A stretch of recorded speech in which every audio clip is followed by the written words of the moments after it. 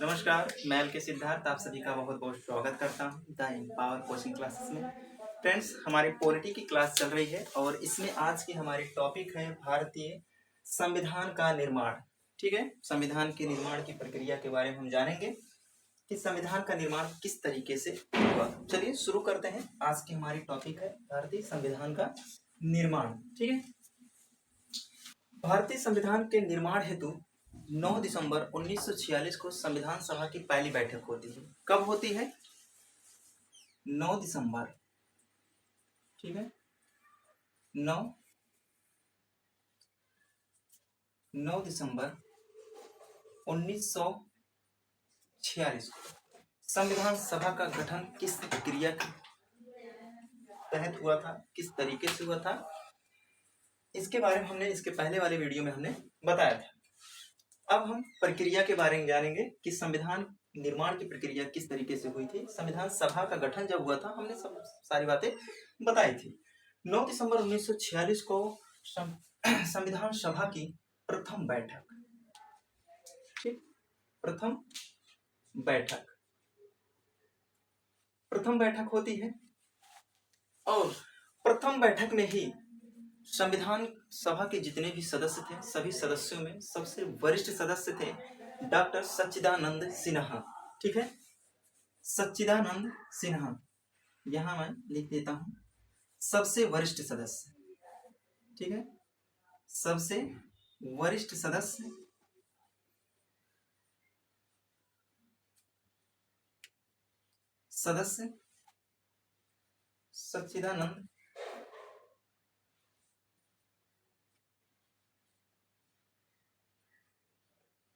सच्चिदानंद सिन्हा जी को। ठीक है, सभा का अस्थायी अध्यक्ष चुना गया। ठीक है, सभा का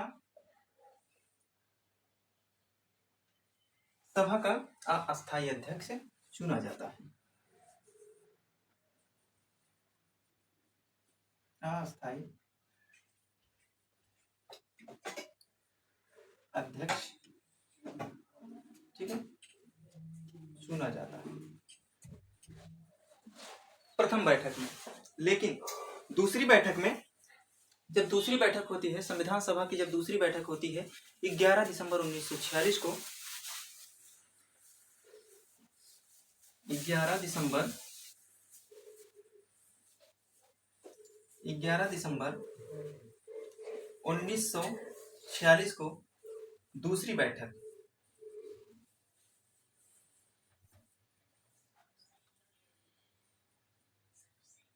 ठीक है, दूसरी बैठक 11 दिसंबर 1946 को होती है और डॉक्टर राजेंद्र प्रसाद को पूर्ण बहुमत से सभा का अस्थायी अध्यक्ष, ठीक है, अस्थायी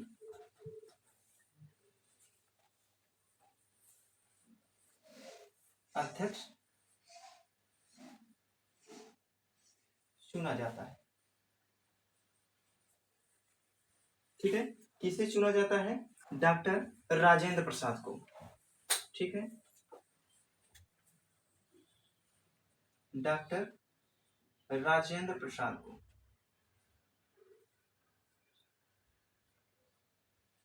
ठीक, डॉक्टर राजेंद्र प्रसाद को सभा का अस्थायी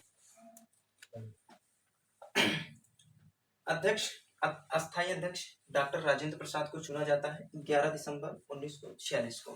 ठीक है, चुना जाता है और यहां जब डॉक्टर सच्चिदानंद सिन्हा को अस्थायी चुना जाता है और अध्यक्ष चुना जाता है, उसी वक्त उपाध्यक्ष जो होते हैं, उपाध्यक्ष एससी मुखर्जी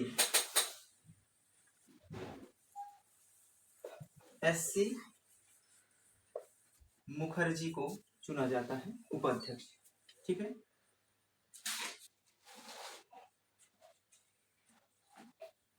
मुखर्जी, ठीक, एससी मुखर्जी को उपाध्यक्ष चुना जाता है। लेकिन जब 11 दिसंबर को दूसरी बैठक होती है संविधान सभा की और 11 दिसंबर 1946 को अस्थायी अध्यक्ष चुना जाता है डॉक्टर राजेंद्र प्रसाद को पूर्ण बहुमत से, और संवैधानिक सलाहकार और डॉक्टर बी एन राव को डॉक्टर बी एन राव को बी एन राव को संवैधानिक सलाहकार संवैधानिक सलाहकार सलाहकार चुना जाता है। ठीक, संवैधानिक सलाहकार चुना जाता है। ठीक है, संविधान सभा की जो प्रथम बैठक 9 दिसंबर 1946 को हुई थी, ये नई दिल्ली में, जो जिसे आज पुराना पार्लियामेंट कहा जाता है, अब तो नया पार्लियामेंट बन गया है, जो पुराना पार्लियामेंट है उसके संसदीय कक्ष में पहली बैठक हुई थी संविधान सभा की। ठीक है, उसके बाद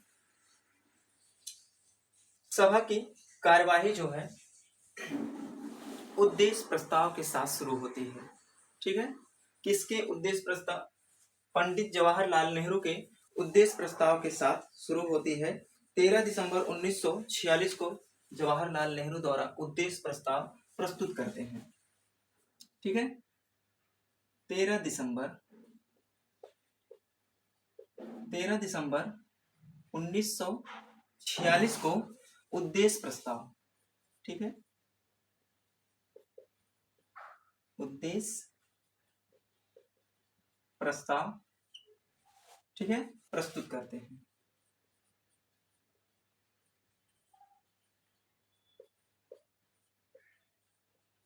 उद्देश्य प्रस्ताव 13 दिसंबर 1946 को प्रस्तुत करते हैं पंडित जवाहरलाल नेहरू।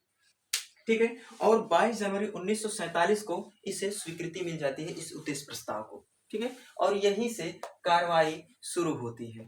ठीक, कार्रवाई यहीं से फिर शुरू होती है संविधान निर्माण की प्रक्रिया में। और इसमें जो है, इस प्रस्ताव में पहली बात थी, रखा यह गया कि भारत पूर्णतः स्वतंत्र एवं संपूर्ण प्रभुत्व संपन्न एक गणराज्य होगा।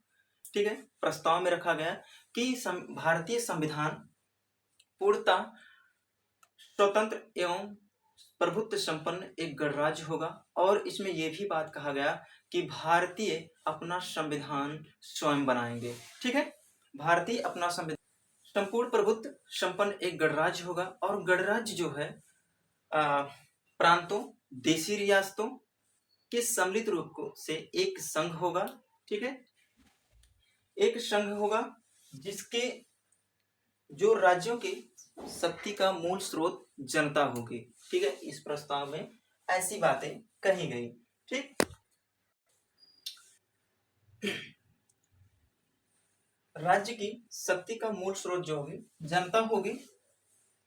और इसके बाद संविधान के निर्माण के लिए अनेक समितियों का गठन किया जाता है। ठीक है, जैसे प्रारूप समिति, प्रांतीय समिति, अनेक समितियों का गठन किया जाता है संविधान निर्माण हेतु। और उसके बाद संवैधानिक सलाहकार जो थे बी एन राव, संवैधानिक सलाहकार, इन्हें संवैधानिक सलाहकार नियुक्त किया गया था बी एन राव को। इन्होंने 1947 में एक मसविदा तैयार किया। ठीक है, मसविदा तैयार किया जिसमें 243 अनुच्छेद और 8 अनुसूचियां थी। ठीक है, कितनी अनुसूचियां? 243 अनुच्छेद। ठीक, 243 अनुच्छेद और 13 अनुसूचियां, 13 अनुसूचियां थी। ये किसके द्वारा मसविदा तैयार किया गया था? डॉक्टर बी एन राव के द्वारा। ठीक है, 243 अनुच्छेद और 13 अनुसूचियां, 13 अनुसूचियां थी। किसके द्वारा? डॉक्टर बी एन राव द्वारा एक संविधान का मसविदा तैयार किया इन्होंने। ठीक है, ठीक है, 243 अनुच्छेद और 13 अनुसूचियां थी। ये डॉक्टर बी एन राव द्वारा मसविदा तैयार किया गया था। और इसी मसविदा पर विचार करने के लिए डॉक्टर बी आर अम्बेडकर की अध्यक्षता में 7 सदस्यीय एक समिति का गठन किया गया जिसका नाम था प्रारूप समिति। ठीक है। किसका, इस पर विचार करने के लिए किस समिति का गठन किया गया? प्रारूप समिति का, प्रारूप समिति का, ठीक है। प्रारूप समिति का गठन किया गया इस पर विचार करने के लिए, जो डॉक्टर BN राव द्वारा बनाया गया था। और इसमें कितने सदस्य थे? 7 सदस्य, 7 सदस्य थे, ठीक है। सदस्य सहित एक अध्यक्ष। अध्यक्ष कौन थे? अध्यक्ष डॉक्टर BR अंबेडकर, ठीक है। ये प्रारूप समिति के अध्यक्ष हैं। इसी समिति को, प्रारूप समिति को ही पांडुलेख समिति भी कहा जाता है, ठीक है। और इसमें 7 सदस्य थे और एक अध्यक्ष, 7 सदस्य सहित एक अध्यक्ष जो थे, और डॉक्टर BR अंबेडकर थे। यही प्रारूप समिति संविधान का निर्माण कार्य करती है, ठीक है। किस पर विचार करने के लिए समिति का गठन किया गया था? डॉक्टर BN राव द्वारा जो संविधान का एक प्रारूप तैयार किया गया था, इसमें 243 अनुच्छेद और 13 अनुसूचियां थी, इसी पर विचार करने के लिए गठन किया गया था। इस पर जो है विचार करने के बाद 21 फरवरी 1947 को डॉक्टर अंबेडकर द्वारा जो तैयार किया गया था संविधान सभा के समक्ष प्रस्तुत किया जाता है। कब? 21 फरवरी 1947 को, ठीक है। 1947 को प्रस्तुत किया जाता है, संविधान सभा के समक्ष प्रस्तुत किया जाता है। और इसमें जो बनाया गया, ये संविधान जो बनाया गया, इसमें 395 अनुच्छेद, 395 अनुच्छेद, 8 अनुसूचियां,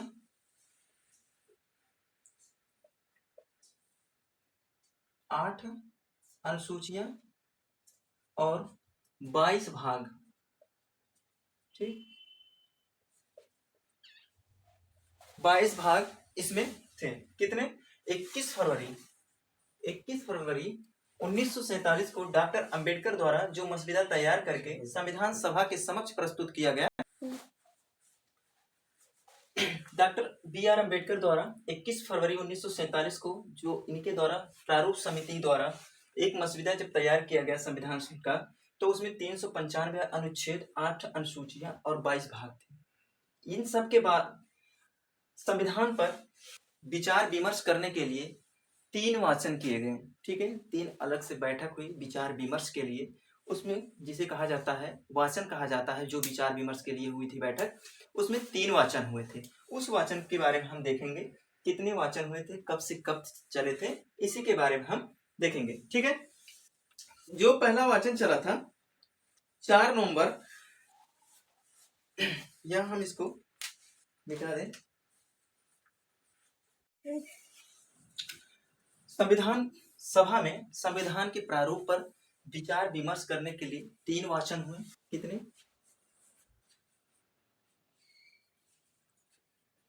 प्रारूप पर विचार हेतु 3 वाचन हुए, ठीक है। 3 वाचन संपन्न हुए।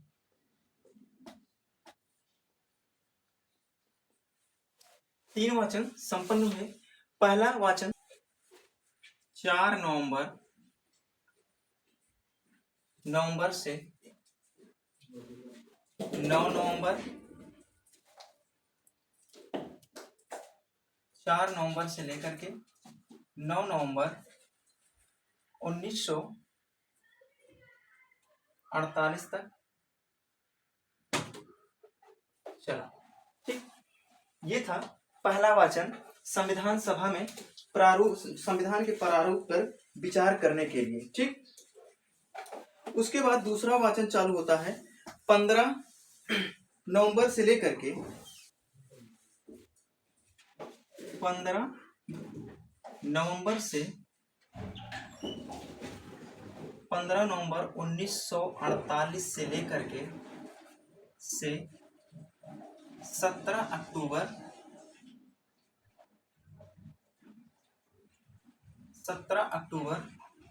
1949 तक। ठीक है,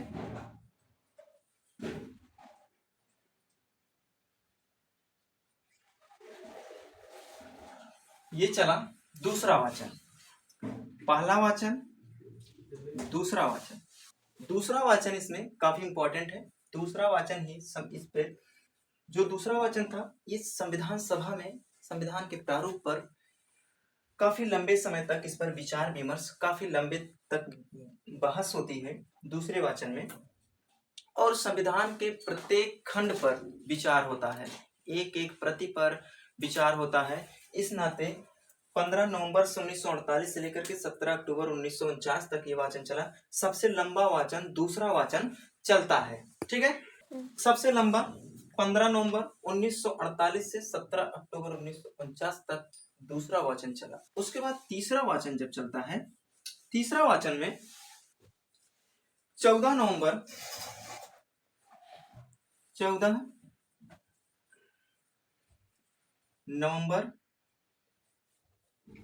1948 से लेकर के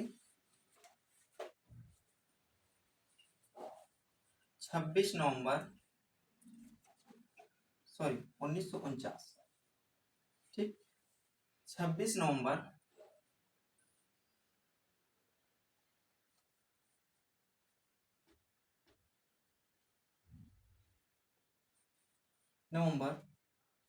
1949 तक। चलो, संविधान के प्रारूप पर विचार करने के लिए 3 वाचन संपन्न होते हैं। पहला वाचन 4 नवंबर 1948 से लेकर के 4 नवंबर 1948 से लेकर के 9 नवंबर 1948 तक चलता है, पहला वाचन। उसके बाद दूसरा वाचन चलता है 15 नवंबर 1948 से लेकर के 17 अक्टूबर 1949 तक चलता है, और यही सबसे लंबे समय तक दूसरा वाचन चलता है। इस वाचन में संविधान के प्रत्येक खंड पर विचार विमर्श बहस होती है। ठीक है, इसके अलावा तीसरा वाचन चलता है जो आखिरी वाचन है, 14 नवंबर 1949 से लेकर के 26 नवंबर 1949 तक चलता है। ये तीसरा वाचन चलता है। 26 नवंबर और 26 नवंबर 1949 को जब ये संपन्न होता है तो डॉक्टर BR अम्बेडकर संविधान सभा में इस प्रारूप को प्रस्तुत करने का प्रस्ताव रखते हैं। ठीक है, 26 नवंबर और 1949 को, ठीक है, 26 नवंबर 1949 को संविधान सभा में ये प्रस्ताव पारित होता है। ठीक, 26 नवंबर 1949 को संविधान पारित होता है, जो प्रस्ताव डॉक्टर BR अम्बेडकर द्वारा प्रस्तुत किया जाता है, और उसी के तहत 26 नवंबर 1949 को ही 26 नवंबर 1949 को ही संविधान को अंगीकृत, ठीक है, अंगीकृत किया गया। 26 नवंबर 1949 को अंगीकृत किया गया, और उसके अलावा इसी दिन संविधान में 287 सदस्य उपस्थित हुए थे, और इसमें महिलाओं की संख्या 8 थी। 284 सदस्य होगा, 284 सदस्य उपस्थित थे, और ये 284 सदस्य जो उपस्थित सदस्य थे सभी ने संविधान पर हस्ताक्षर किए, और महिलाओं की संख्या, उपस्थित महिलाओं की संख्या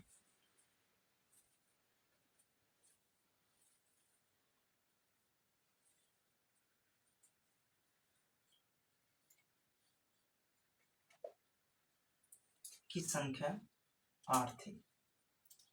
संविधान सभा में टोटल महिलाओं की संख्या 15 थी, लेकिन यहाँ उपस्थित महिला, ठीक है, उपस्थित महिला, उपस्थित महिलाओं की संख्या कितनी थी? 8 थी। और कुल 284 सदस्य उपस्थित थे। सभी ने संविधान पर हस्ताक्षर किए। 284 सदस्य जो थे उस समय जब संविधान को अंगीकृत किया जा रहा था, अंगीकार किया जा रहा था, 284 सदस्य उपस्थित थे जिन्होंने संविधान पर हस्ताक्षर किए। उसमें महिलाओं की संख्या 8 थी। संविधान सभा में टोटल महिलाओं की संख्या 15 थी, लेकिन ये उपस्थित महिलाओं की संख्या है जो 26 नवंबर 1949 को जितने सदस्य उपस्थित थे उसमें महिलाओं की संख्या कितनी थी? 8 थी। इस प्रकार संविधान की बात करें अगर कितना समय लगा बनने में, तो 2 वर्ष 11 माह 18 दिन का समय लगा, ठीक है। पूरे संविधान को बनने में 2 वर्ष 11 माह 18 दिन का समय लगा। और संविधान पर अगर बहस की बात की जाए तो संविधान पर 114 दिन, ठीक है, 114 दिन बहस हुई थी।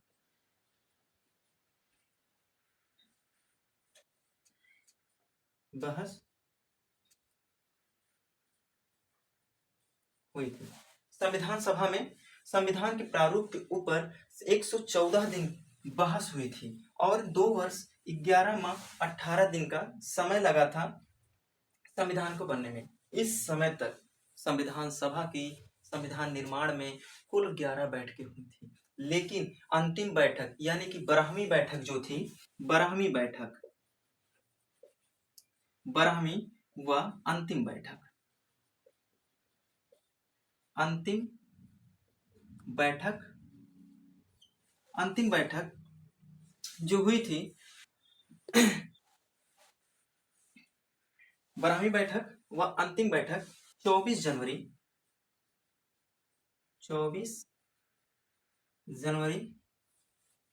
1950 को हुई थी, ठीक है।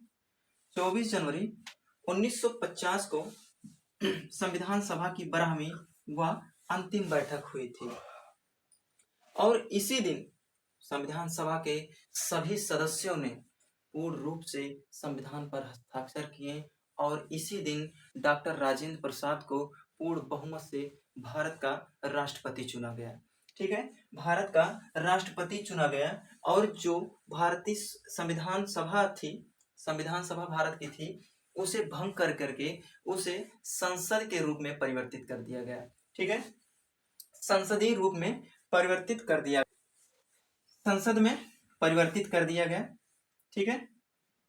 जो भारत की संविधान सभा थी उसको भंग कर करके संविधान सभा जो थी उसको भंग कर करके भारतीय संसद के रूप में परिवर्तित कर दिया गया। ये रहा भारतीय संविधान निर्माण काल की प्रक्रिया। इसके पहले वाले वीडियो में हमने पूर्ण रूप से बताया है, पूरी विस्तार से बताया है क्या प्रक्रिया रही।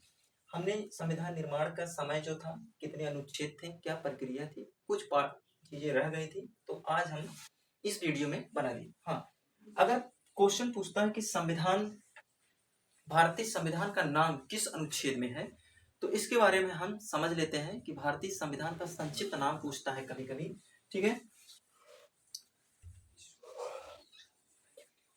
संविधान का संक्षिप्त नाम, संक्षिप्त नाम तो वो है अनुच्छेद 393 में, ठीक है। संविधान का संक्षिप्त नाम जो है अनुच्छेद 393 में इसका उल्लेख है कि भारत का संविधान है, ठीक है, भारत का संविधान। अगर बात करें हम अनुच्छेद, अनुच्छेद 393 हमने यहाँ देखा, अगर बात करें अनुच्छेद 394 के बारे में, 394 के बारे में अगर बात करें तो इसमें है संविधान लागू होने के बारे में इसमें उल्लेख है। ठीक है, संविधान लागू होने के बारे में है 394 में। ठीक, संविधान लागू होने के बारे में। ठीक है, संविधान लागू होने के ठीक है, तो अनुच्छेद 394 में लागू होने के बारे में है। ठीक, और उसके बाद भारत का संविधान संक्षिप्त नाम, भारत के संविधान का संक्षिप्त नाम जो है वो अनुच्छेद 393 में है। उसके बाद इस तरीके से 26 नवंबर 1950 को भारतीय संविधान को पूर्ण रूप से लागू किया जाता है। लेकिन इसके पहले कि संविधान लागू होने से पहले जैसे 26 नवंबर 1949 को संविधान को अंगीकृत कर लिया गया था, तो उस समय के जो शासन प्रशासन थे कैसे चल रहे थे, इसी संविधान के अनुसार चल रहे थे। ठीक, इसी संविधान के आधार पर चल रहा था। 26 नवंबर 1949 को कुल 16 अनुच्छेद लागू किए गए थे। कितने अनुच्छेद? 16 अनुच्छेद लागू किए गए थे। 16 अनुच्छेद, 16 अनुच्छेद लागू हुए थे। कितने अनुच्छेद लागू हुए थे? 16 अनुच्छेद 394 के तहत 26 नवंबर, ठीक है, हम यहां लिख देते हैं 26 नवंबर